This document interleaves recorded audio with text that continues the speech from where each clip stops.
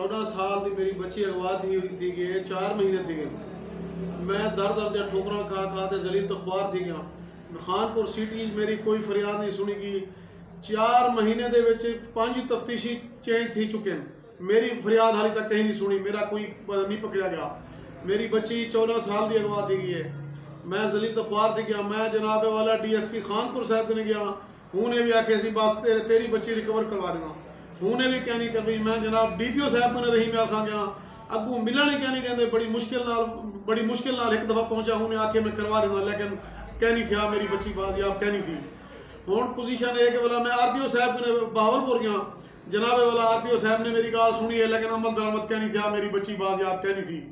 मैं जनाब chief of army staff साहब को, मैं जनाब उस्मान बोजदार साहब को, मैं जनाब वज़ीर आज़म को अपील करना, राय लीला मेरी बच्ची बाजियाब करवा रहे हो। मैं तुम्हारा एहसानमंद हो सा, मेरे उत्ते मेहरबानी करो। सारे घर रोटी कहनी पकती, असा रात नहीं रोते सुन दूँ, मेहरबानी करो सारे हाल ते रहम करो, मेरी बच्ची बाजियाब करो। मेरी बच्ची का नाम अफरीन बीबी है, फर्स्ट ईयर में पढ़ती ते आज 4 महीने थे कि सारी बच्ची गए, कोई सारी सुनवाई नहीं थी। तो मुकदमा नंबर 769/20 ते कहीं नहीं सारी फरियाद सुनी।